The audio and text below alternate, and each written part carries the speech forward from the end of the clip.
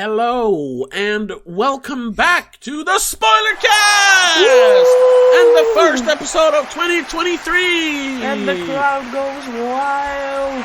Yes! Come on! Applause! We're back! This is the Spoiler Cast, the show where we talk about movies and we don't care about spoiling them. Because, it's the Spoiler Cast. Yeah. My name is Tobias, and with me, as always, is my sister and trusty co-host, Rebecca. Hello. Hello. And in this very first episode of 2023, we're going to talk about a really old movie. Actually, it's like, what is it, 50 years old?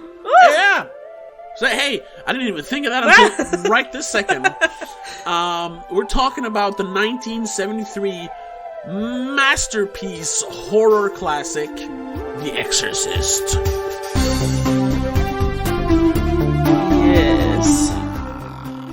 Yes. Starring Ellen Burstyn, Max von Sydow, Linda Blair?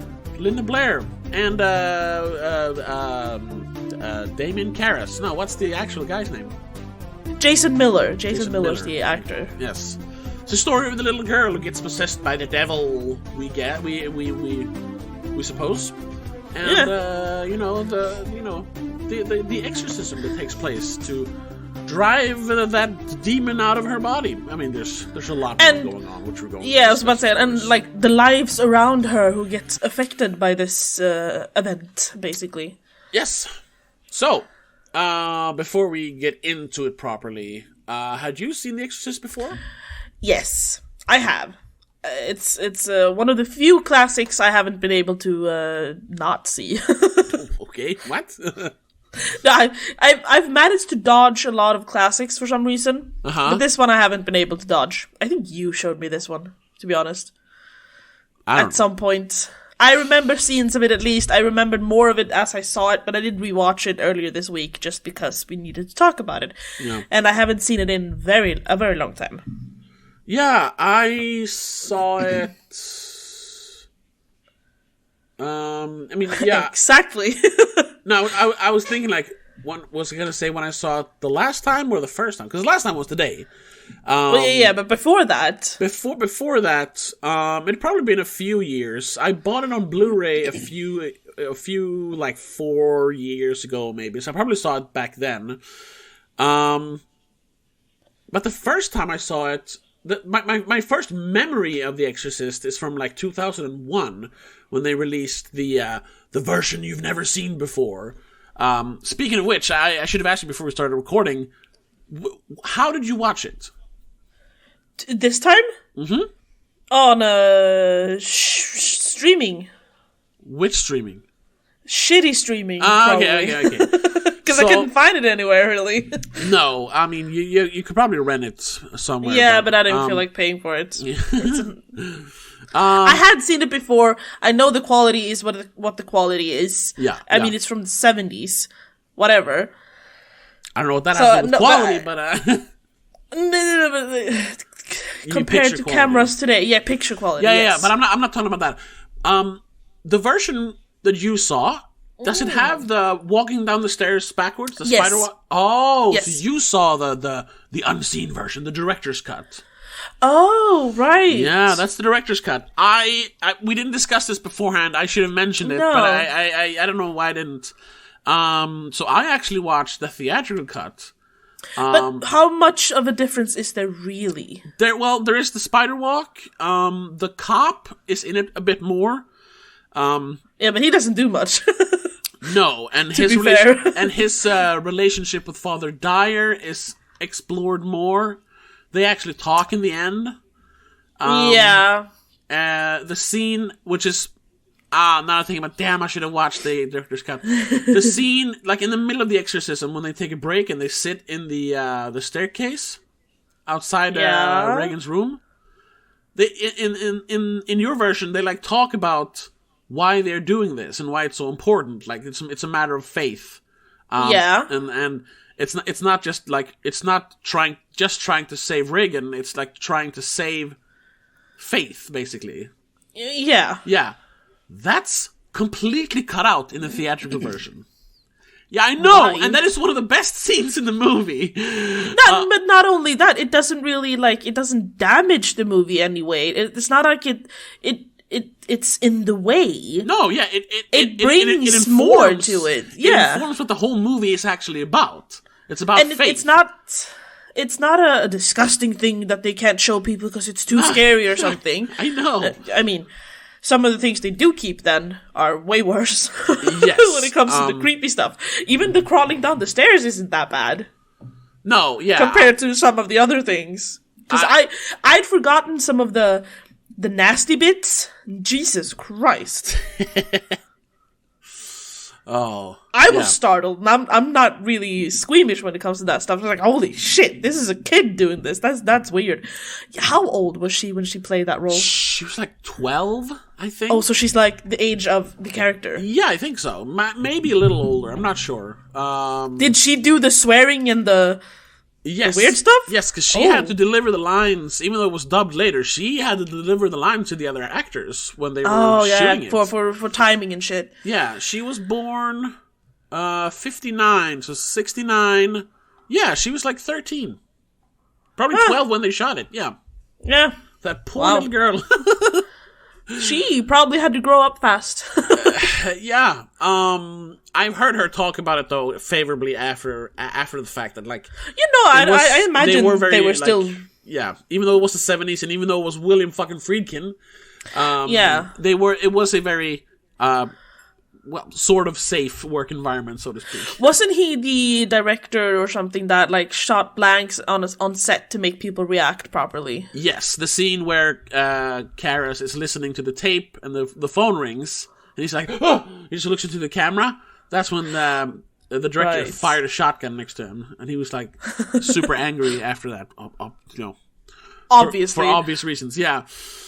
It's also I don't know if you remember it now, but we I think last year when we did some classics, we talked about the French Connection. All right. Yeah, that's William Friedkin. That's a movie he did before this. Oh. You know, when they just guerrilla shot a car chase and they almost run over a little child, even though that's not yeah, he's a dangerous director. Yeah, he seems known a bit for stuff like that. Erratic, so to speak. Yes. But back to the missing bits in the theatrical cut. Let's see if I can find them. There must be alternate should be versions. A trivia list or something. Yeah, no, but here there's an alternate versions. Blah blah blah blah. I have to ask, you had a version that you bought in France or something, right? Yes, that's what I'm talking about, because that was the first time I saw it. It was... When were we in France? It was not 2007, it was 2000 Was it before 2007? It was... 2004? Because 2007 we were in America. We were it was before that. It was before that. It must have been 2004. It was like 2 years before that or 2005, something. 2005, yeah. 5, I think. That's when I bought it. So 2005 was the first time I saw it. I just read here, a new edition labeled The Version You've Never Seen was released on September 22nd, 2000. Yeah, so I probably saw it 2005 or 4. Yeah. And here we have the changing here, the changes. So a slightly different opening, which shows the McNeil's home in Georgetown and cuts to the opening titles. Oh yeah, that's true. Fuck. The scene where Chris McNeil screams on the phone includes a new music cue, and amidst the line, I've been on this fucking line for 20 minutes. Huh. Yeah. But I remember that line from every time I watched it. Oh, whatever. Oh yeah, fuck. That's cut out as well. Now that I think about it, that was missing. A new scene where Reagan at the hospital receiving treatment to diagnose her unusual behavior. The doctor tells Chris McNeil that Reagan told him to keep his hands away from her goddamn cunt. Yeah. That's not in the theatrical, right? Oh, so they cut that because that was too vulgar, probably. Yeah, but she doesn't even say it. It's the doctor who says it. But saying those words, oh my god, you can't say the C word. Yeah, I suppose. Yeah, then they did do George Lucas adding new digital effects. You can see the devil face here and there in the movie, which is just dumb. Yeah. Then of course, the spider walk. and the whole the face morphing when she grabs the psychiatrist. That's not in the original, which is I guess that's dumb. It's just because they have a similar effect to that towards the end when the devil tries to take over. So they wanted to like add that earlier in the movie. Yeah, that's dumb. Yeah, then it's just smaller changes like musical cues and stuff. But then of course, when Chris McNeil gives Father Karras' medal, you know, I think you should have this in the car window. Mm-hmm. The one you saw, he says, I think you should keep it. In the theatrical version, he just keeps it himself.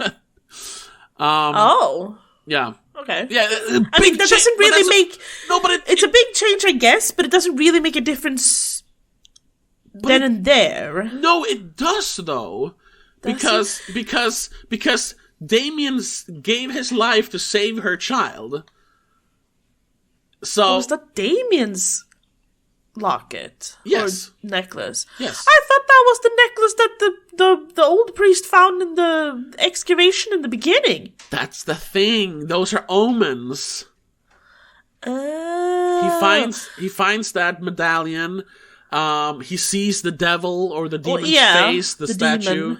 Demon. The whole, you know, good versus evil in the beginning.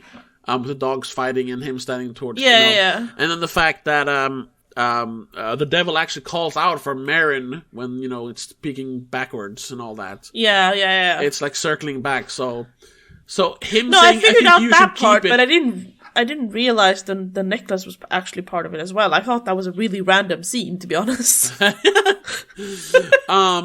Yeah, but it makes sense that he would say, I think you should keep it, because to have Damien's spirit basically warding over them. Yeah, yes. But also, I guess, Dyer being his closest friend, he should keep a memento or something. I don't know. But he got to choose from all the other stuff he had. So. Exactly. And then, of course, the original ending with Father Dyer and Lieutenant Kinnerman has been restored. The Tubular Bells music cue plays over them walking away, and ends before Lieutenant Kinnerman can say... the quote from Casablanca, I think this is the beginning of a beautiful friendship, yeah. Well, so that whole thing is that cut doesn't from really theatrical. add too much either, to be honest. No, that's also because a lot of that was, from what I understand, it's more prominent in the book, and they cut it out of the movie. Kinnerman is more of a character in the book. I haven't read it, but I heard it. I want to read it, though. That is another book that we should add to the list of books we should read to compare to the movie. Yeah, speaking of that, I finally finished the goddamn book, so we could actually shoot the pilot for that show. We could start with one of them. Yeah. That's for another thing. That's another thing. So, I to be honest, The Exorcist in all its glory, yes. I don't find it a fantastic film. Okay. We've said it before, though, I'm probably damaged by modern filmmaking. Yeah. I can't really appreciate the old classics properly. I do, however, feel like this one has more to it than a lot of the other old classics we've talked about and watched, because it has some really cool shots for such an old movie. Yeah. First off, the fucking crab walk. What the hell? Yeah. How did they even do that? I don't know. It's really cool.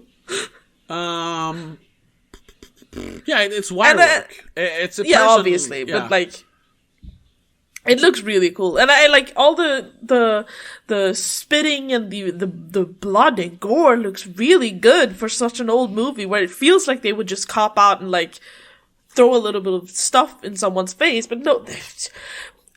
When he gets it in his face, I think it's Father Karras, he gets the first time she spits on him. Yeah, and he's like, he's actually shocked. Yeah, and the composition, because it's obviously just a tube with goo, but but in the shot you see it come out of her mouth. And, and I watched the theatrical version, so it wasn't digitally retouched. Oh no, it was remastered. It was actually. But like it. But that effect looks great. It's so short, so you don't notice any like any misses or goofs or anything. But so in the moment it looks awesome. Yeah. Oh yes. And I did see. I managed to just scroll through some random clips on YouTube, and I saw how they. When the room kind of closes itself off when the mother's in there with Reagan, when the door, the chair goes across the door so she can't get out. Yeah. They probably had everything on wires, but it looked really cool. Yeah, it's effective. Yeah. Well, we've said that before also, because real effects are better than special effects sometimes. Yeah, yeah. I think it works. Yeah. But that's that.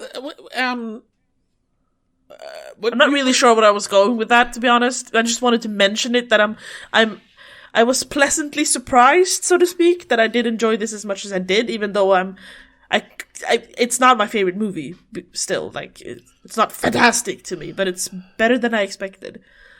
But okay, so I gotta ask, because I know this has been, even for us, this has been very scatterbrained so far. We don't have we don't really have a format, as they say a lot on the Always Sunny podcast. No. Should we start a format? Because I kind of have that on my other podcast, The Madness and the Method. Check it out on the same platforms. Check it out every Tuesday. We have the basic starting question. What did you think of the movie? And then we kind of just spitball. And then we end with a grading, I suppose. Sometimes. Yeah, sort of. Yeah. But okay. So whatever format, whatever. But I gotta ask you. You keep saying that it's not like great. What is it that keeps it from? What is it that? What is it you don't like about it? If you say it that way, because to me it's a damn near perfect movie. It's one of the best movies ever made. It's probably in my top 10 of all time. Maybe. See, no, but the story is interesting enough, but I think it's a bit scattered how it's told. I was sort of confused at times in which order things were happening. Okay, I can kind of see that. There should be a more clear run through so you can keep track of stuff. It feels sometimes they skip. Reagan's deterioration, so to speak, is very fast at certain points, and then nothing for a while. Then it's just one day, but before that they jumped 2 months or something. It feels uneven in a way. It's a very vague answer. No, I was going to say, those are dangerous words when talking about The Exorcist. Yes. It's pretty uneven. It's vague. I don't know. No, but you know what I mean, though. Yeah, I know what you mean. But yeah, but it's hard. It's hard to, it's hard to put a finger on it. But it's a feeling. It's just a feeling. Something was off, and I think it's not really a straight line with the storytelling. It feels a little bit scattered. It skips here and there, and I think it's not skips more, but it is more abrupt. The cuts are more abrupt actually in the version you've never seen before, because you have especially the moments when she's in the hospital. It feels like it comes out of nowhere. And you're already seeing the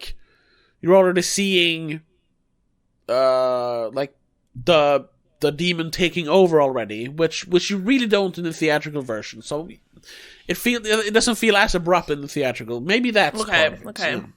Yeah, that could be it. Thus, I'm thinking of comparing it to other Exorcist movies that I have seen. The few ones I actually remember having seen.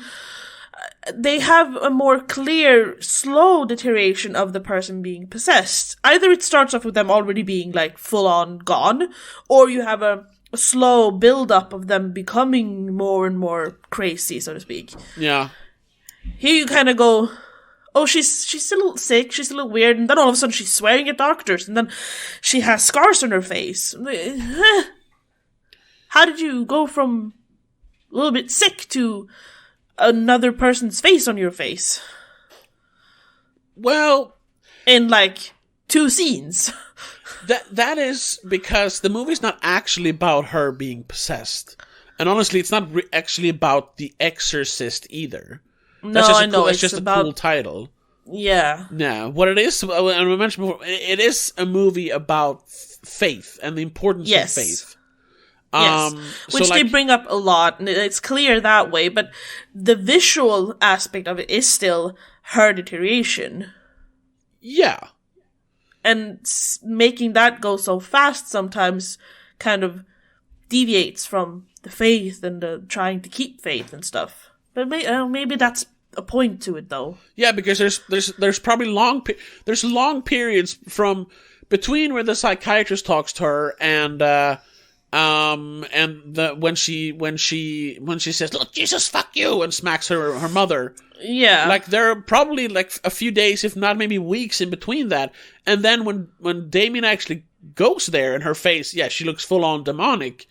I'm pretty sure it's been like a month or something where not much has happened in the McNeil house.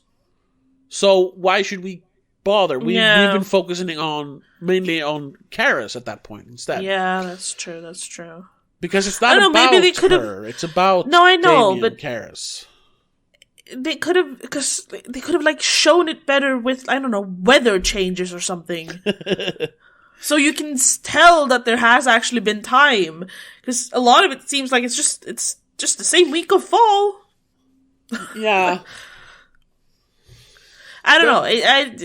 Perhaps it's just because I'm used to, like, you know, modern day movies where they do change the weather, or they like, oh, they talk about Tuesday happened last week or something. They add on stuff like that just to make it clearer, and you didn't really think of that back then maybe. No, it's a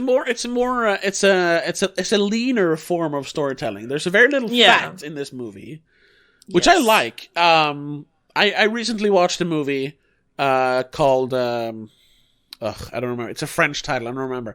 But it's called its international title is Black Girl, about a Senegalese woman, I think, who works as a maid in France. I saw you reviewed it. Yeah, and it's a perfect story about the banality of the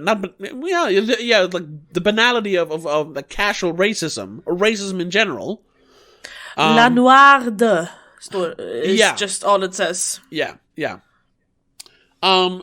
And it hits every beat that kind of story needs, with enough like impact for you to like go like, holy shit, when the movie's over, like, whoa, what the fuck did I just watch? And that movie is under 1 hour long. It's 52 minutes. It's amazing how the term "kill your darlings" is probably perfect for a movie like that. And I think there's some similarities to this, because there's very little fat on this movie. Yeah, no, that's true. The Exorcist has very bare bones what it actually is about. You have exactly what you need to know. Yeah, and still have it be very emotionally impactful. At least I think it is. Pretty much, yeah. There's no montages to show time moving on, or no, establishing shots and shit. No. We get right into it. However, I think now that we're talking about it, another thing that might be why it feels scattered to me is because I feel like we have too many characters almost. Yeah, there's a lot of people who are involved. I mean, I don't really count the assistants and the Fritz guy or whatever his name is. But you have the whole Reagan and her mother. Yeah. And their struggles with Reagan's possession, obviously. Yeah. Then you have Father Karras and his struggles with his faith. Yeah. Which is the main story, I suppose. Yeah. Then thrown on top of that, you have Lieutenant Kinderman and him trying to solve the murder of Burke Dennings.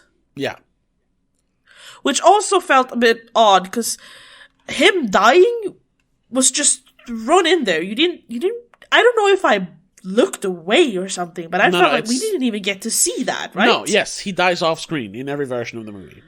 There's the party, he goes home drunk, and then a few days later, they find out he died. Yes. That is always a detail that confused me. And that is the one thing, if I'm gonna complain about something, it is that. Because Burke Dennings, no. Yes. Burke Dennings is the director of the movie they're shooting. That Chris, the mother, McNeil, is the star in. Yes, and he's the old guy who's drunk, who kind of looks like Shit, what's that guy's name? Oh, fuck. I know what you're... I think I know who you're thinking of, but I can't remember the name either. Yeah, because I was like, is that him? But no. Yeah, it's one of the most famous actors of all time. What the fuck is his name? God damn it. John Hurt. Yes. He looks exactly like John Hurt. He even has the same kind of voice like this, and he's an English accent. Yeah. So she's... And the whole tiny plot twist of, like, is Chris, the mother, and Burke Dennings involved romantically? Yeah. Yes, which they allude to. Yeah. But the party where Burke is a little bit mean to the guy, the Carl. Whatever he is, Carl. Yeah, the butler. What's it called? You cunting hun, you fucking Nazi pig. And he's like, I'm Swiss. Yeah, I'm Swiss. Yeah, and he like calls him a Nazi sympathizer or something. Yeah. You have that, and that's a party when after they make him leave, or he's too drunk, he leaves. They sit by the piano. Father Dyer plays the piano. Yes. Regan comes down and she looks at that other guy in a suit. The guy in a gray suit. Yes. Says, you're going to die. I don't know if she says die tonight, but she's like, you're going to die or something. And then she pees on the carpet. For years, and to this day when I watch it, I'm like, is that Burke Dennings? No. Burke Dennings. No, that's not Burke Dennings. I know, but why does it say you're going to die? He doesn't die. Or at least we Who don't is see him he? die. Oh yeah, exactly. That always confused me, especially when I was younger watching this. And to this day, I always question, like, is that actually supposed to be Burke? But it is. I know it isn't. But I'm like, why does he say that to that guy? And he never shows up again. And he's a much more attractive guy, and he seems to be more in Chris's age range. I was always confused why she was sleeping with that old fart. But was she, though? I don't know. Like I said, they hint at it. I don't know if they actually are, but they are involved somehow outside of the movie, it feels like.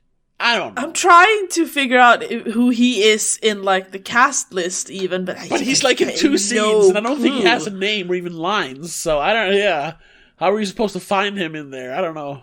There's an uncredited astronaut in it, so, I mean, it could be him. I guess. If there's a lot of doctors and priests, that's about it. Yeah, so, like I said, if there's one thing I don't... it's that bit of confusion, and because I think it's like in the very next scene they're like, oh, didn't you hear Burke is dead? And she's like, oh yeah, maybe, yeah, what the heck, see. But that's it. I think. But what does that have to do with anything, though? I mean, the murder and the whole twisted head, I guess, is just to like enhance the demonic whatever to it, but did it have to be Burke? What did he do? How did he even end up in her room? He left. Yes. Oh no! Wait. He comes over when Chris isn't there, and the girl Sharon, who's like the governess or something, or assistant, she leaves the house when Burke's there to just be in the house in case Regan needs someone while she runs to, like, the post office or something. Yes. Yes. And then he disappears and turns up dead the next day. Yeah. Right. And that's where the cop, Kinnerman, gets involved. And once again, this is me just guessing, but I'm guessing that is a much bigger part in the book. Probably. That like... Oh, so the girl must have killed him, but how did she overpower a grown man and twist his head clean off, basically? And threw him from her window all the way to the stairs, because that too, there's a long distance between her window and those stairs. Yeah. Well, you don't just fall out of the window and end up by the stairs. Close. It's supposed to be. They walk it towards the end. Yeah, I know. Father Dyer walks it, and there's a fence between and shit. But, I mean, Damien managed to jump that distance in the end, so... Yeah, that still doesn't make sense. He jumped, 50 meters. I think that might be... that's supposed Perspective, to be tricky. Perhaps. Yeah, because the house is supposed to be right next to it. That's the whole point. Because there's actually no house there. I think that's like a facade they built. Because they wanted the house to be close to the staircase, I think. Yeah, sure. But they could have switched the windows or something, because they had a window that was closer. They chose to board up the other one that was further away. I don't know. But that's nitpicking, I guess. Yeah. Where was I? That is the one confusing thing. Yes, the Burke Dennings and you're going to die soon accusation or threat or whatever. Yeah, I never got that. Like, that always confused me. Like I said, even now when I'm looking at the cast list and I see Jack McGowran and it's a picture from the movies and Burke Dennings, I'm like, are you sure? Or was it that other guy? I don't know. I don't know.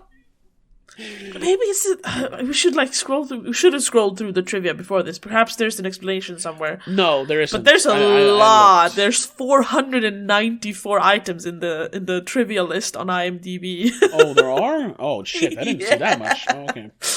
There's so many trivias here. There's that much? I thought I looked through all of it, and it only took me 10 minutes.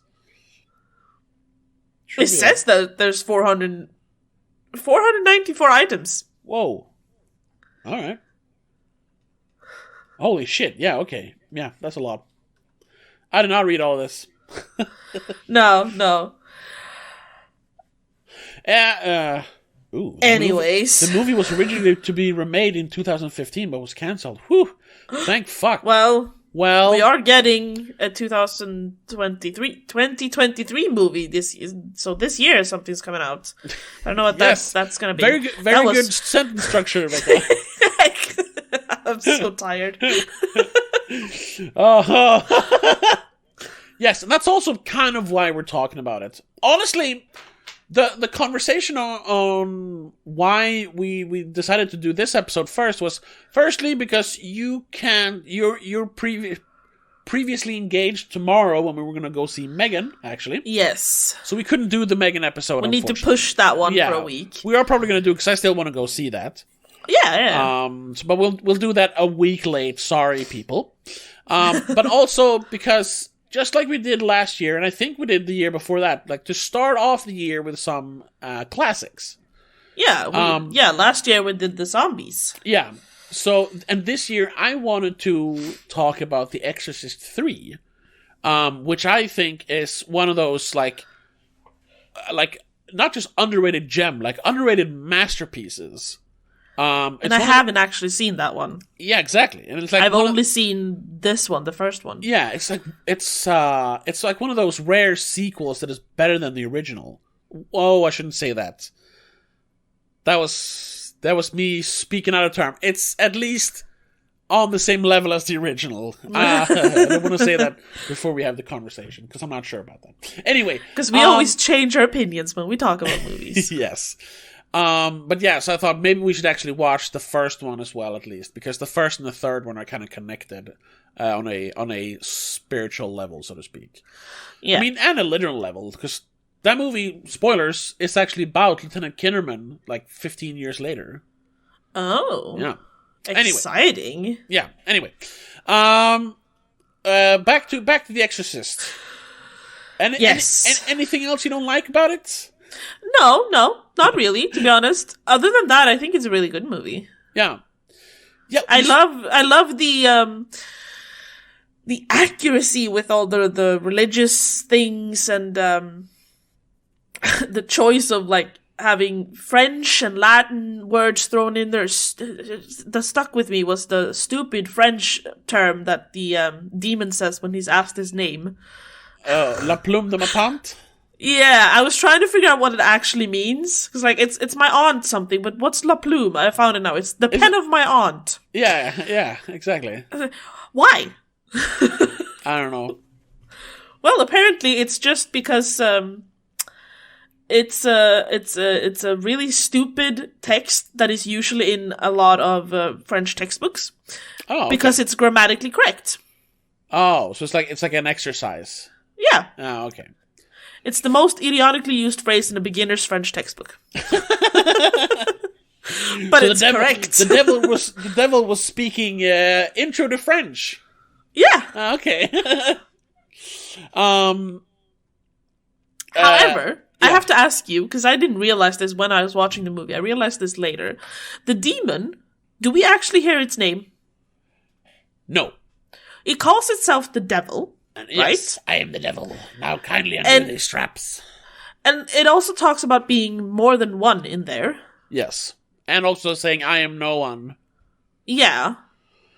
However, when you search The Exorcist, they say that the demon is Pazuzu. Yes. And that's... Who the heck is Pazuzu? Well, if you want to find out about that, check out our Patreon episode where we're going to talk about John Borman's The Exorcist 2. Ah, okay, yes. I will get it explained. Yes, I'll say this much. It's one of those, where you have this mystery. You have there's a demon inside a little girl, and it hints at being the devil because that's scary, but we don't actually know because it's not actually important. But then there's some autistic fanboys like, but I actually want to find out. So it's like we said in Truth or Dare. Why give the demon such backstory and detail? Exactly. Who gives a fuck which demon it is? But in The Exorcist 2, they go all in and they go down to search for the origins of the demon, and you actually have the demon say, Christ. I am Pazuzu. Oh, okay, because I have seen that, I think. Completely demystifying the demon. And classic, just ruining the mystery of the original, which makes the original so much fun, We've talked about that so many times. That's a problem with sequels, Yeah, but we'll get to that. Once we do the page. But I have to mention, they do add a bit too much lore with the beginning stuff when he's excavating in, I don't even know, is it in Egypt or something? No, I think it's Iraq. Okay, I think it says Iraq in the beginning. I don't remember. Because he does find things and he faces the statue and stuff. So they do put some lore into it. Yeah, but that's really just to kind of set the tone for the movie and to show that it's going to be a battle between good and evil. That's I suppose. If you listen to the commentary track, that's literally what the scene of him looking at the statue is supposed to represent. He's good and the statue's evil. And why you see the dogs fight when he's looking at the statue. It's literally to say this is going to be a battle between good and evil. But what was the amulet then that he found? Was that just to that's like mirror Kara's? Yeah, it's the hint at the ending. Yeah, that Kara's will be important. Okay, cool. And so it is weird though that he sees the statue in the bedroom when he is exorcising the demon from. That's a bit odd. Yeah, but it's calling back to the beginning. It's like this is what it was. This is what it was all about. This is the moment that he has been waiting for. This is the time where he can defeat evil. This is it. This is his final battle. And yes, it is Iraq. It literally is his final battle. Oh, it's the actual site of ancient Nivea in Hatra in Iraq. Oh, cool. Yeah. Apparently. And I really like that the movie opens with all that stuff, and then you don't see him for another hour or even more, I think. It's more than an hour. Yeah. Because the movie's almost 2 hours long. Like an hour 50 something. Yeah. Right, that was the thing that confused me. Sorry, I read a trivia here. The trivia says it seems fairly clear, at least by the end of the story, that the demon's target is Karras, Father Karras, so Damien Karras. Because of, towards the end, the following exchange comes as close as anything to stating this explicitly. Quote, the demon says, "What an excellent day for an exorcism, Father Damien Karras. You would like that." The demon, intensely. But wouldn't that drive you out of Reagan? It would bring us together. Yeah. You and Reagan? No, you and us. Yeah, because... Why did the demon then target Reagan to get to Karras? Because they're not connected in any way, shape, or form. No, but they became connected. Okay, so they just chose something that was in his vicinity, so he could be connected to them. Listen, it's the same. It's the same way you say the Lord works in mysterious ways. Like, I suppose we don't know what the devil or that demon knows that we don't know. You know, there is a tiny, tiny hint of a connection between Chris and Karas in like the first scene we see Chris, because when she's on set, oh yeah, he's in the crowd. Yeah, he's in the crowd, and they lock eyes. The camera focuses on it. No one else seemed to care. Yeah. Then he walks away, and she starts noticing him everywhere. Yeah, yeah. Because she walks past him, and she even asks someone eventually, "Who is that man?" Yeah. So I guess, yeah. And it's the Lord working in mysterious ways. Yeah, that makes sense. Sure. Or the devil, or whatever. The devil works in mysterious ways. Yeah. And that's because no one except for Damien and Karas is questioning their faith. Like, all the other priests are very, like, stout in their beliefs. Yeah. Shit, yeah. Chris and her family aren't really religious, but no. You know, her if we call that faith in her family, in her daughter, is it's a little shaky because of the recent divorce, I think, or separation. And that's why she might be a target, because she's her soul is weakened at the moment. Yeah, the child, because she's lost her dad, sort of. So it's convenient then, because that's when you're more susceptible, which we learned from the Conjuring movies. But yeah, when it comes to faith, Damien Karas is the only one struggling with his faith. Yeah, that's why the devil. It's an easy target to go for someone who's already struggling. That's all that the devil wants. The devil doesn't want to. At least the way it's like if you talk to religious people about it, it's not about like the devil trying to take over and have his demon minions run the world. No, he just wants you to break you down. Faith. They want to break you down, make you go from God, instead of go to God. Which is also why they don't possess Father Karras straight away, because they need him to break down even more, despite already being technically very broken down. Isn't he about to kill himself when someone calls him or something? They hint at that. After his mother dies, he's very, very, very, very broken. Yeah. So, and that's plus, I mean, an innocent child is easier to possess probably than a previous man of faith. Yeah. And it's also like, since when you are possessed by a demon, you're not really in control anymore. So to test his faith, it would be dumb to possess him. Exactly. Yeah. Because that's really all there is. In the very end, I guess spoilers, but like we said, it's 50 years old, and this is the spoiler cast. This is the spoiler cast. It's the ultimate test of faith, where he actually gives his life to save that child. Yeah, because he actually for a second has the demon in him. You see it, but he fights it enough to throw himself control. out the window. Yeah, which is that's the faith being too strong, basically, and then he throws himself out the window. Yeah, that's true. And that's all that the movie's working towards. It's that final moment, that final resolution, that final test of faith, and I think it's so it's so fucking beautiful.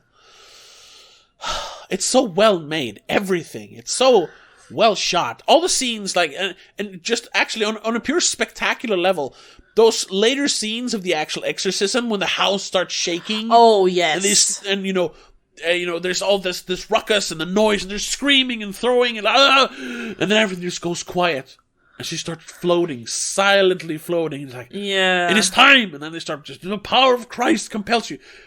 Striking imagery.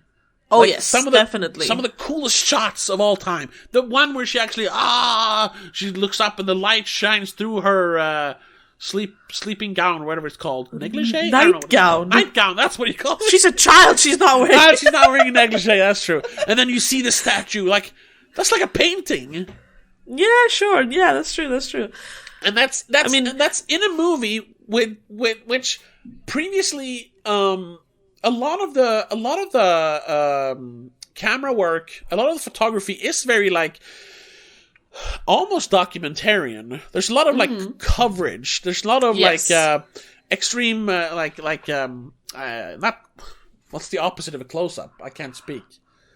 Wide shot. It's a wide shot. Yeah, I was about to say long shot. That's not the word. Wide shot. Wide shot of people like walking.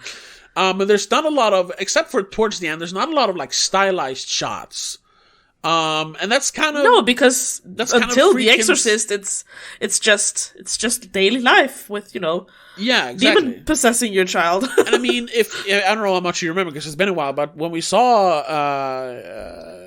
French Connection, the French Connection, yeah, it's kind of his style to kind of almost shoot it as if it is real, because that's yes, realism. I think we said that. Yeah. And that comes back. I haven't seen a lot of his movies, but I've seen a fair amount of his movies, and that's kind of his style. He's not very stylish. It's very real, and his direction comes through in character and setup of scenes like the ending and everything. So yeah, I like. I can understand, because sometimes you don't really... I don't know where we're going with this. Wait a minute. Yeah, no, me neither. I was going to say, I fully understand why this is considered a classic. Like, one of those... Like, because you talk about, there's classics, but then there are, like, there are movies that everyone knows about. Yes. Like, you have, like you have Jaws. Even if you haven't seen them, you know about them at least. Everyone knows about it. So, and a couple of those, like Jaws and like Apocalypse Now. A lot of 70s movies, actually, now I think about it. Titanic. I'd count Titanic. Titanic is a more modern one, yeah. And then, of course, The Exorcist. Everyone knows about The Exorcist. And it's not just because, like, it was really good then, but it hasn't aged well. Like, no. Like, it holds up. Yes. This one specifically because it has some very memorable, I guess, gore and words. Yeah. Though I remembered the one phrase I remember from this one is "she's mine now" or "ours." Is it ours or mine? Shit. The bitch is mine, basically, but she says the sow is mine. Yeah, the sow. Yeah. I remember this as the bitch though, which it's probably from. That sounds more like could be Scary Movie 2 because they spoof the opening. Yeah. Or the bitch is mine. That sounds more like an Evil Dead thing because they talk a lot about she bitches and witches. Well, maybe they stole that too then. Yeah, maybe. Yeah. But now and the crab walk around the stairs and the peeing on the carpet. Everyone remembers that. Yes. Even if you haven't seen the movie, you know about those scenes. Yeah. But then just beyond that, how not just those shocking scenes, but like all of it is so like I said, because there's not a lot of fat. Like every scene feels memorable. Like, yes. Of course, there's transitional stuff you don't know, whatever. But like, there's not like, that scene. No. Every scene is important. That makes every scene memorable. Like I said, yeah. So, and I think that's why it has endured better than a lot of movies have, and why I think it actually deserves to have that classic stamp on it, so to speak. I was wondering how this movie was perceived back in the 70s, though. Received. Sorry. Yeah. Because it does have some. Back then, at least, probably, very vulgar language. Yeah. Regarding certain things. I mean, religion was a bigger thing as well. I mean, portraying the devil on film. Yeah. I did read one trivia of a woman who passed out because of the messaging in the movie and broke her jaw on, like, the seat in front of her and sued the production company. Yeah, and Ellen Burstyn had to have, like, security like, because she was receiving death threats from, like, religious groups. Yeah. No, she didn't have anything to do with the religion aspect. It's the classic, it's the herd mentality. They're like, oh, she was the star. That means we have to attack her. Like, but no, she was the main female in this movie. Yeah, she's just an actor. You should attack William Friedkin then, or Peter Blatty for writing it. Yeah. There's the ones who created this monstrosity, not her. Anyway, yeah. Yeah, because the writer, he wrote both the book and the screenplay, script, right? Yeah. Yeah. Which I think that's a good practice. Like, if you can, get the actual author to rewrite it as a script. At least be included. Yes, exactly. Because they might not be able to write it as a script, but they can at least help with the story. Yes, to keep it cohesive. Yes, exactly. But looking at reviews, I'm trying to see. I can't really suss out if they are from back then or if they're new reviews. But I'm trying to because it has almost. It's an 81 Metascore out of 100. It has some mixed reviews actually, but even those are kind of okay. They are actually 5s and 4s. But of course, the one of the 10 out of 10 reviews is of course Roger Ebert, which we bring up a lot here. Of course, yeah. And he says, "Rarely do movies affect us so deeply. The first time I saw Cries and Whispers, I found myself shrinking down in my seat, somehow trying to escape from the implications of Bergman's story. The Exorcist also has that effect, but we're not escaping from Friedkin's implications, we're shrinking back from the direct emotional experience he's attacking us with." Yeah, that's true. Yes. "This movie doesn't rest on the screen, it's a frontal assault." Ooh. Another one, this is from the 2000 re-release, Rolling Stone, 10 out of 10. "There's something elemental about The Exorcist, even with the new hopeful ending that betrays the bleak original." What else? It's also from the 2000 release. The story itself. A Christian magazine who did a review. Yeah, the Christian. The Christian Science Monitor. Yes, then actually gave it no, that's from the 2000 release. Yes.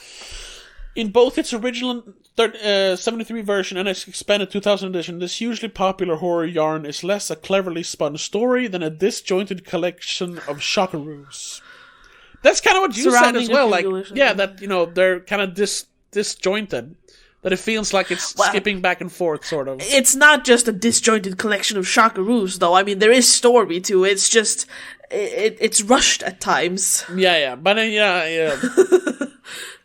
surrounding and the shock isn't just there to be shocking. There is a point to it. Yeah, which I think they're missing here. Surrounding a few ghoulishly effective moments with overcooked plot twists and in-your-face vulgarity. Yeah, I wonder, can I read this? Hey, they actually still have the review up. That's not awful. Or maybe they don't. What the hell is this? What am I reading? I found one from 1974. Yeah? And it's the worst. Oh, really? It's the lowest rating on Metacritic's. Jay Cox from Time? Yes. Oh, okay. Yes. Do you want to read it? I'm not going to read all of it. It's kind of long. Yeah, but the blurb. Yeah, the blurb is, the movie is vile and brutalizing. Indeed, in many ways, it's worse than the book. If The Exorcist had been invested with any real intelligence or passion, if it had wanted to do something other than promote a few shivers, the explicitness would never have mattered. As used here, the explicitness amounts to not much more than a shill, a come on. Yeah, so they think it's too much. the gore, the gore takes over, which yeah. I can see how some might feel that way, especially back in like the early 70s. Yes. Yes. Now though, no. And now it's almost ridiculous. Yeah, and the choice of gore, to be fair, because it's all vomiting. Yeah, pissing. And then looking back at it, it's hard to say because I've never really been affected by gore. There's very few movies where I'm like, this was too much. There are some. I can't think of anyone right now, but there are. It's usually not the gore though; it's the actions. I'd say that are implication, more. Yeah. Like if there's like torture and stuff like that. It's the humans that are disgusting, not the blood, so to speak. Exactly. But I still gotta say, like, and I like at the time, this was very highly regarded at the time as well. So it's not like it gained its fame later on. I'd say that it's not actually about the gore. I mean, it's obviously not about the gore. The gore is there to really emphasize what, the shocking moments, but it is not just a spectacle. It is a story. It is a movie about something. Like you said, the movie is in general about losing faith, and it's also about how ugly that can be then. To get lost. And the ugliness is represented in the gore, in how Reagan deteriorates, and what she chooses to do. It's the bad thoughts you get when you lose faith. Yeah. And personified. Yeah. And it is it's a quote I've used before from I don't know, it's like some little video that Mark Kermode shot when he introduced for some TV showing of Martyrs. He talks about how we talked about Martyrs, right? Yes, we have. Yeah, and I mentioned it back then as well. That that movie is super brutal. It's bloody, it's disgusting, it's inhuman in the way they treat that woman in the end, or really throughout the movie. But it's all justified because they are means to an end, and that, it's about it's not Hostel. It's not Saw. Yes, it's about something. And it's the same here. Yeah, all that, the poor girl, the profanities and gore is... At least it's not just spectacle. It's about something. It's about faith. Character, almost. Yes. In itself. I mean, it literally is. It's a demon. Well, yeah. In a way, it's very literal. There is a literal demon there testing your faith. Yeah. This movie is testing your faith. Yeah, in a way. Faith. Not faith. Faith. Yeah, in a way. And once again, then, that's why this movie is a classic and one of the biggest classics of all time. Yes. I mean, I can't say we've done a great job of describing it or picking it apart, promoting it. Yeah, but that's what we do. We have conversations about movies. Yes. And I'm sure we've helped someone understand this, and if you haven't seen it before, now we kind of spoil it for you, but I guess it's one of those movies you can't really spoil it. Everyone knows about it. So. And even if you know the ending, and even if you know some of the details, you need to see it to actually understand how losing your faith works in this movie, even if you know that that's the end goal. Yeah. Or, well, I guess he finds his faith again in the end, in that last moment. Yeah, that's exactly. Technically. That's what he does. That's why he is willing to sacrifice himself. So, but still, you can still watch it. We haven't ruined the movie. No, that's true. So, I don't even know how long we talked. No, but I think that is it. There's not much more we can say. No, not really. You've convinced me, to be honest, that it is better than how I might have sounded in the beginning. Yeah. I started off sounding very skeptical. I'm not skeptical. It's just that when we start off talking about a movie, I always bring up the bad stuff first. Yeah. And it is still, time-wise, it is a bit confusing and scattered, in my opinion, but the story still works. Yes. And I agree with some of that, definitely. And I brought up the whole Burke thing. Yeah. Yes. That's always going to be confusing to me. But just to wrap it up here, then do we do 10 or 5 scale? I don't even remember. We technically do a 5 scale, I guess, but then we always end up doing half stars and shit, so... Right, yeah, because it's, like Letterboxd. I haven't actually graded this yet on Letterboxd. Nah, yeah, me neither. I was gonna do it after I saw it, but then we started recording, so... Yeah, and I don't know what I would give it. I think... I gotta see what I give other movies. How do I... Wait... Do it by my rating. What movies have I given 5 stars in the past years? I guess this is probably about a 4 though. A 4, okay. I think. Yeah, and like if because for me, obviously a lot of it is visual, but considering this is from the 70s, I can't really compare it to today's visuals. No. So I have to consider more story, and I really like the story. Yeah. It's fascinating. I mean, for someone who isn't religious movies are fascinating in general. I fucking love movies about Christianity and demons. It's so entertaining. Yeah. I'm just looking at what I've reviewed recently or in the last year. A lot of a few new movies, obviously The Northman, but then a lot of classics like Vertigo and Rocky and Texas Chainsaw Massacre. And yeah, so honestly, like judging it like that, I would probably like I said, there are little small details that I don't like.